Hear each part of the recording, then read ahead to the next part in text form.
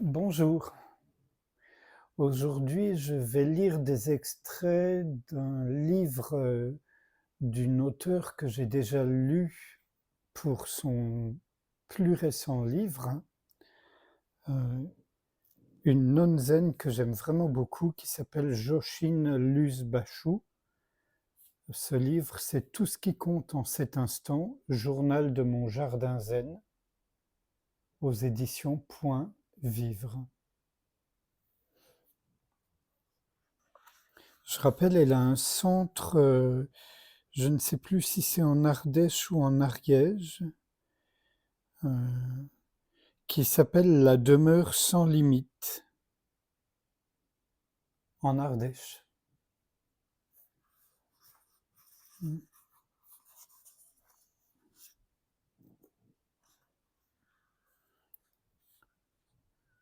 Pouvoir revenir à la découverte, à la surprise, à ce moment précis où nous voyons s'ouvrir devant nous une nouvelle porte, un nouveau paysage, un nouveau mystère.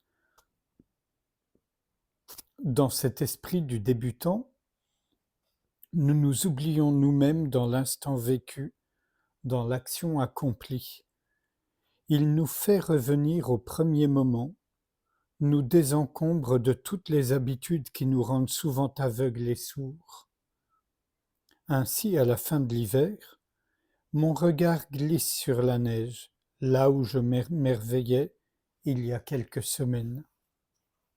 Puis c'est la jonquille toute neuve, à peine défroissée, qui va me faire sourire, jusqu'au moment où je ne verrai plus que quelques taches jaunes qui ne retiendront plus mon attention.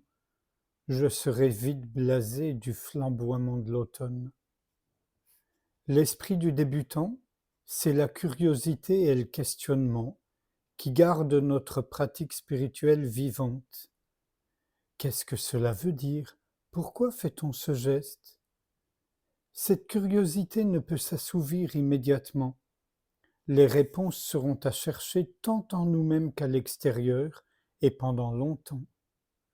Ce n'est pas facile de continuer année après année à s'interroger, non seulement sur le sens, mais aussi sur le faire de notre pratique spirituelle. Mais ces questions nous évitent de tomber dans la routine, geste vide, cœur vide. Car une grande partie de notre vie est répétition. Ce n'est que lorsque celle-ci se brise que nous en voyons le merveilleux. Enfin, cet esprit du débutant, dans sa fraîcheur, son jaillissement, rejoint peut-être ces autres mots qui nous incitent à découvrir le monde et notre propre cœur à chaque instant. Soyez comme des petits enfants.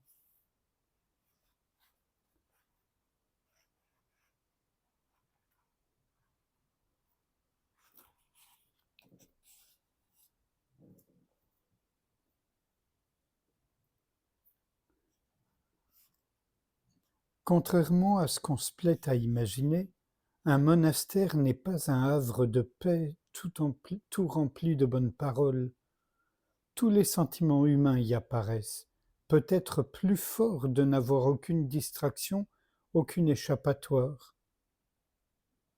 Cette personne qui vous a parlé de façon si désagréable, cette autre qui vous irrite avec ses renouflements, vous allez manger à côté d'elle, méditer à côté d'elle et partager la même chambre. Les autres sont un miroir posé sans cesse devant vous, vous renvoyant votre intolérance et votre colère. Une nonne en colère? Mais oui! Et la vie choisie est là, exactement là, vivre avec nos petitesses dans un projet plus grand que nous. Au Japon, on propose cette image. Arrivant au monastère, nous sommes tous comme de petits cailloux pointus et pleins d'angles. Peu à peu, à force de frottements dus à la vie quotidienne, nous devenons de jolis cailloux, blancs et lisses. Dans ce monde donc, je vis. Et comme chacun, je contemple avec tristesse, avec découragement parfois, les massacres et les guerres, la misère et la souffrance. Je suis partie prenante de ce monde, de sa laideur comme de sa beauté. Je suis partie prenante de l'être humain, de ses faiblesses et de ses grandeurs. Vivre dans un monastère n'est pas une fuite ni un rejet du monde, mais le choix d'une vie qui nous met en harmonie avec les autres et nous-mêmes. Aucune pratique spirituelle ne peut avoir de sens si elle n'est pas tournée vers les autres, si elle n'existe pas avec les autres. S'engager dans une voie spirituelle, c'est reconnaître en chacun notre part d'humanité, reconnaître le chemin de chacun sous toutes ses formes différentes. Au XIIe siècle, alors qu'il vivait dans les montagnes reculées du nord du Japon, Maître Dogen, le fondateur d'une école du Zen, écrivait : « Au fil du temps qui passe, je deviens les autres, et les autres deviennent moi. Un autre monde pour moi toute seule ? Non merci, j'y tiens à ce monde que nous partageons. Nous y respirons le même air, nous y marchons sur la même terre. Là je suis né et je mourrai ainsi que les autres.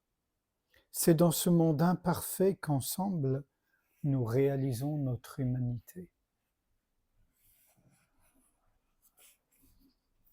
Et un tout dernier extrait.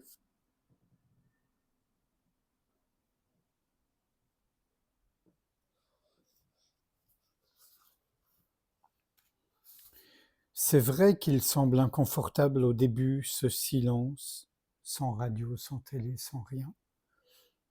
On essaye quelques mots, on s'agite sur sa chaise, mais la pluie, le vent ou les oiseaux ont vite raison de ces timides tentatives.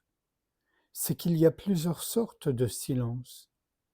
Le silence tendu de l'hostilité, le silence embarrassé de qui n'a plus rien à dire, et bien d'autres.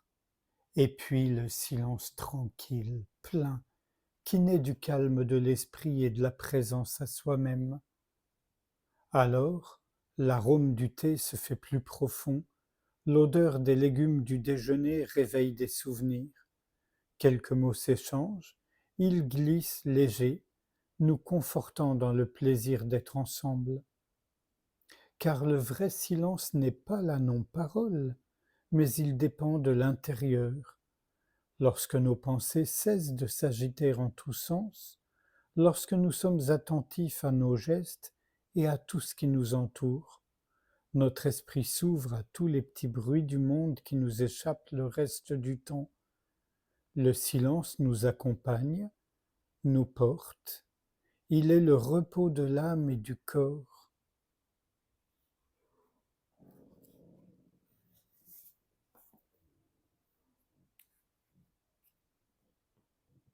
Sans réfléchir à ce qui vient d'être lu, je vous invite à ce qu'on passe un moment ensemble en silence, sans rien faire, juste être ouverture.